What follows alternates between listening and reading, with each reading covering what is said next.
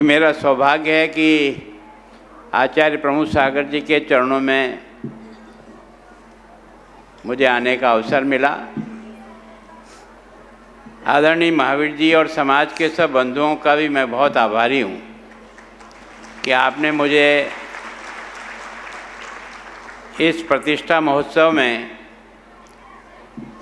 यहाँ आने का अवसर दिया। वैसे तो मेरे को निमंत्रण हसमुख जी ने पहले ही दे दिया, आपसे भी पहले।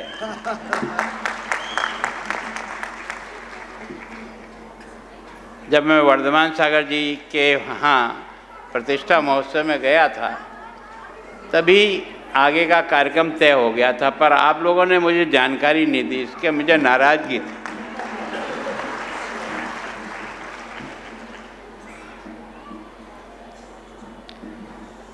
अभी सभी मुनि वृंदों के चरणों में वंदन, आरिका माता जी के चरणों में वंदन। हसमुख जी ने मेरे बारे में, वैसे हसमुख जी धरियावत के हैं और मेरा वो क्षेत्र है जहाँ मैं पार्टी का काम करता था। ये मुझे जानते हैं कि मैं लगातार मोटरसाइकिल से, मैंने उस आदिवासी क्षेत्र में लगभग 1 लाख किलोमीटर केवल और केवल मोटरसाइकिल से जाकर के इस विचारधारा को पुष्ट करने का प्रयास किया।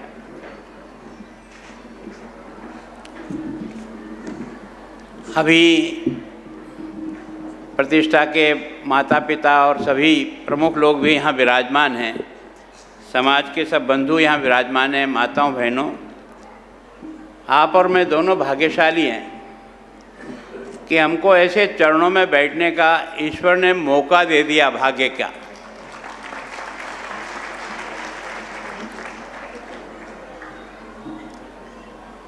और उनके मुख से कुछ सुनने का भी मौका मिला। मेरा सौभाग्य है कि मैं पुष्पदत्त जी आचार्य श्री के चरणों में भी मुझे कई बार जाने का मौका बम्बई में भी और बाकी जगह भी मिला। मैं आचार्य तरुण सागर जी के भी, पता नहीं, मेरा ये सौभाग्य है कि मैं चाहे कोई किसी भी समाज का, दिगंबर हो, तेरापंथ हो, बारापंथी हो, किसी भी आचार्य के हों, जहाँ कहीं भी कोई साधु विराजता है और मैं अपने प्रवास पे घूमता हुआ उधर निकलता हूँ तो मैं कोशिश ज़रूर करता हूँ कि उनका आशीर्वाद ले लूँ ताकि मेरे को कुछ काम करने की शक्ति वहाँ से प्राप्त हो। मैं प्रयास करता हूँ।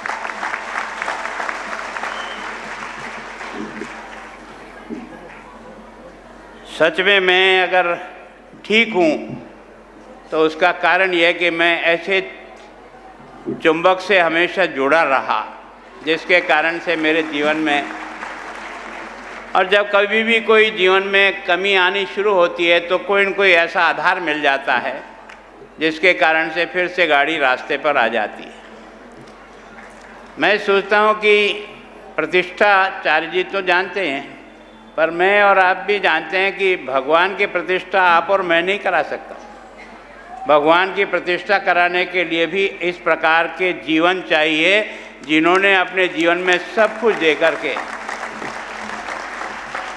भगवान की इस मूर्ति में प्राण डालने की ताकत आप में और मुझे नहीं हो सकती।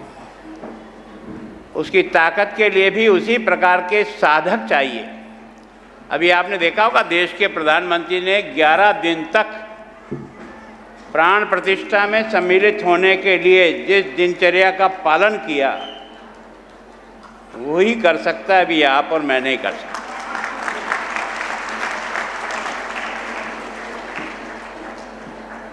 और ये देश कितना महान है कि यहाँ प्रभु की इस मूर्ति में भी मंत्रों के द्वारा इसमें प्राण डाला जा सकता है। इसी का नाम प्रतिष्ठा है। और भगवान भी पैदा होता है तो हवाई जहाज से नहीं आता है, भगवान भी किसी की नीचे माँ की कोख में आता है। और इसलिए वहाँ से हमारा कार्यक्रम चालू होता है और उसके बाद उसके जीवन के विभिन्न चरणों में से वो गुजरता है और फिर भगवान का स्वरूप बन जाता है। केवल ज्ञान प्राप्त कर लेता है। इसका मतलब ये समझ में तो आता है ना कि आप और मैं भी चाहें तो भगवान बन सकते हैं। भगवान बनने की उस प्रकार की क्रियाएं चाहिए जो हमारे अब तक के तीर्थंकर हुए हैं। सोचने की जरूरत यही है कि भगवान ने वो शक्ति हमारे पे दी तो है, हम उसका कितना उपयोग करते हैं ये हमारे पर निर्भर करता है। हर व्यक्ति में ये क्षमता है क्योंकि हम सब प्रभु के अंश हैं और वो क्षमता हमारे में है। हम भाग्यशाली ऐसे हैं कि ऐसे तपस्वी लोगों के चरणों में बैठने का, जिन्होंने अपना सब कुछ देकर जो कुछ भी उन्होंने अर्जित किया है अपनी तपस्या से, वो आपको और मुझे बांटते हैं। अब ये हमारा भाग्य है कि हम उसको लेकर के कितना ग्रहण करते हैं ये हर एक पे अलग अलग निर्भर है। पर मैं आचार्य जी से एक प्रार्थना जरूर करता हूँ, इस समाज को आप बहुत कुछ दे रहे हैं, ये रात्रि शादियाँ इनसे बंद करा दो, बस मैं आपसे इतना चाहता हूँ।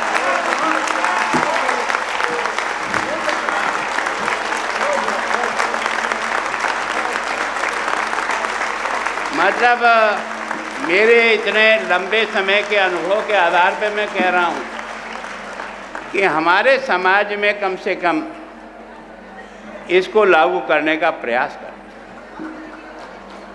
और जिन खानों को हम अभक्ष्य कहते हैं वो हमारी शादी में नहीं बनना चाहिए, इसके बारे में सोचें।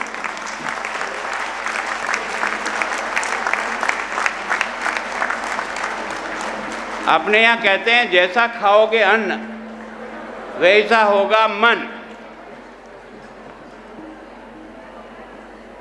जैसा पियोगे पानी वैसी होगी वाणी।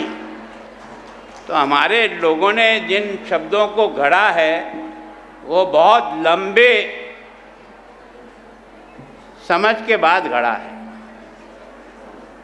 ये अभक्ष्य भोजन भी मनुष्य के दिमाग में फतूरे पैदा करता है। जितना सादा भोजन होगा उतना ही काम करने की ताकत बढ़ेगी। अब ये दिन में एक बार ही भोजन करते हैं, अपन दिन में 20 बार करते हैं। जब चीज़ मिली तब उठाई ठोकी, अब बावड़ा ये पेट भी क्या करेगा। और इसलिए हमारे जितने नियम बनाए ना ये बहुत साइंटिफिक है।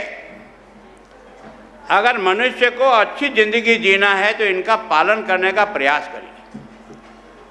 और दूसरा मैं जिसके लिए आपसे विनम्र प्रार्थना करता हूँ, अपने बच्चों को संस्कारित करने का प्रयास करो।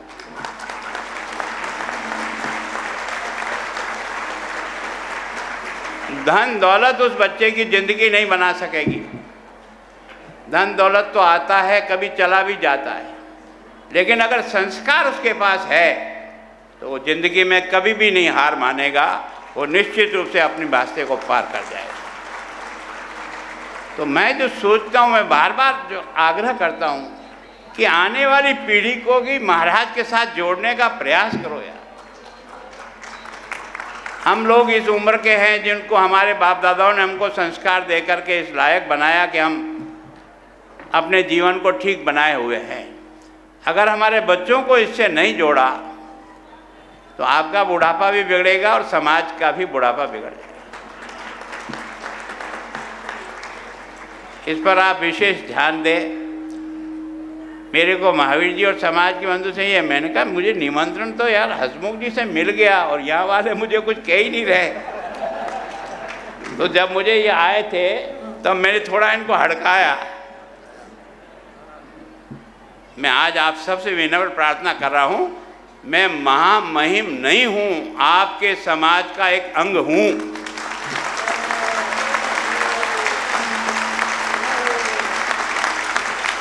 जिस समाज से मुझे इतना जो कुछ मिला है ना,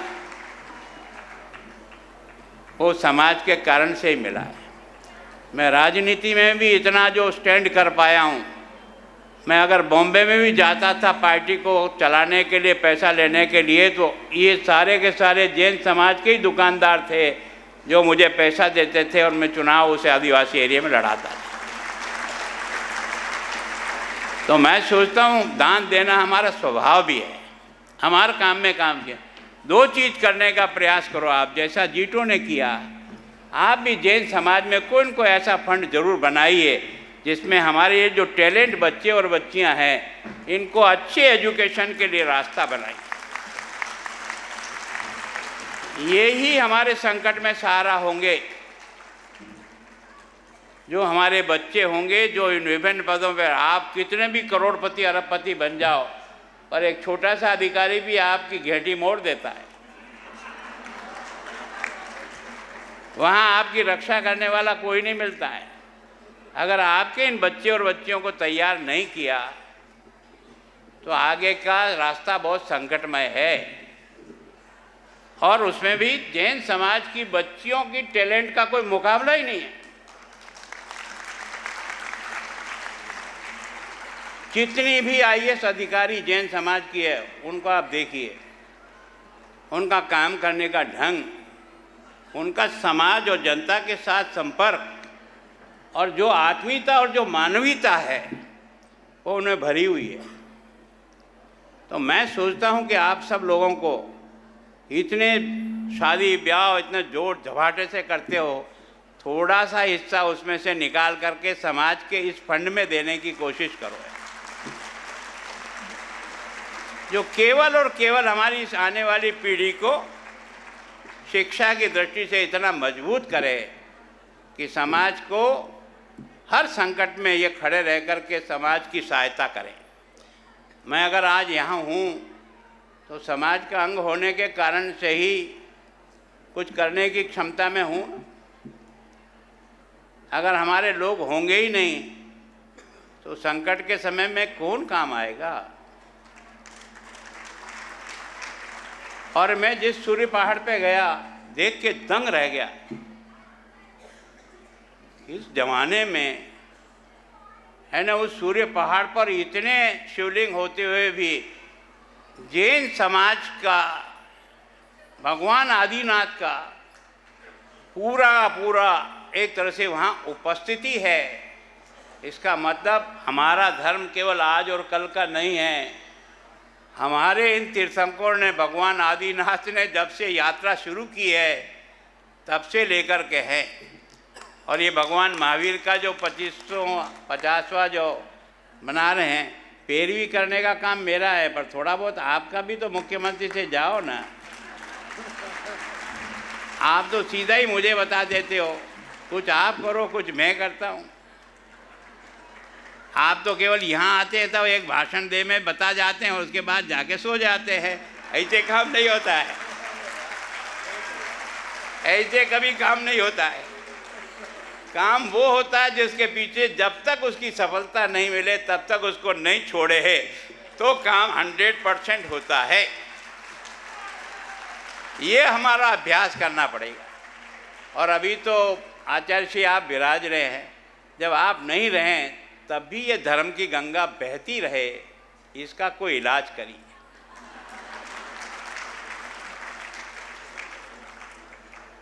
कारण क्या है कि लोहा भी अगर बार बार हथौड़ी से मारो तो उसका कुछ न कुछ टुकड़ा तोड़ ही लेता है। वैसे ही व्यक्ति के जीवन पर संस्कारों का हथौड़ा पड़ता रहे तो वो असर किए बिना रह ही नहीं सकता। वो निरंतरता चाहता है, वो लगातार चाहता है। और इस कारण से इससे कैसे जोड़ सकते हैं ये आप देखें। आचार्य श्री, मैं तो आपसे आशीर्वाद हमेशा, मैं कभी साधु से नहीं मांगता हूँ मुझे इससे बड़ा पद दे, इससे ना, कुछ नहीं चाहिए। मैं एक श्रावक हूँ, जैन समाज का अंग हूँ। जहाँ हूँ वह जैन समाज का सर गर्व से ऊपर उठे कि हाँ मैं हूँ। मेरे काम से, मेरे व्यवहार से, मेरे जीवन की श्रेष्ठता से, मेरी सादगी से, मेरी जन सेवा से समाज का भी सम्मान हो, ये आशीर्वाद दीजिए। बाकी तो आए हैं चले जाएंगे, कुछ ले जाएंगे नहीं, भले महामहिम हो न भले कैसे ही महिम हो, जाना तय। इसको कोई नहीं रोक सकता है। मन में एक संतोष लेके जाए कि धरती पर आए हैं तो कुछ करने का प्रयास किया है, बस इतना आशीर्वाद आपका रहे। अब तक तो 40-45 साल ये यात्रा इसी तरह से आप जैसे संतों के चरणों में निकल गई, आगे भी निकल जाएगी। मेरी तरफ से विश्वास दिलाता हूँ कि कोई कमी नहीं छोड़ूंगा जिसके कारण से आपका सर झुक जाए। आप सीना तान करके खड़े रहिए और जो कुछ मुझसे हो सकता है वो मैं करूँगा। मेरी कृपा है कि आप इस रात्रि विवाह को बंद करा दो, बंद करा। हमारे लिए शोभाजनक नहीं है। मैं जो कुछ भी जाता हूँ, मुझे तो क्योंकि जहाँ भी बुलाए वहाँ जाना पड़ता है, पर मुझे अच्छा नहीं लगता। और कुछ चीज़ें अपने नई पैदा कर दी आजकल, उस पर भी थोड़ा सा ये जो संगीत संध्या है, ये संगीत संध्या भक्ति संध्या में कैसे बदली जा सकती है तो बदली है।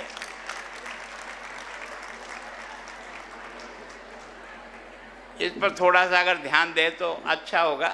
आप सबका बहुत बहुत आभार, धन्यवाद। जय महावीर।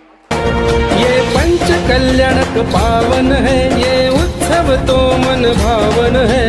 धन्य धन्य जो भक्त पधारे, स्वागत है सबका।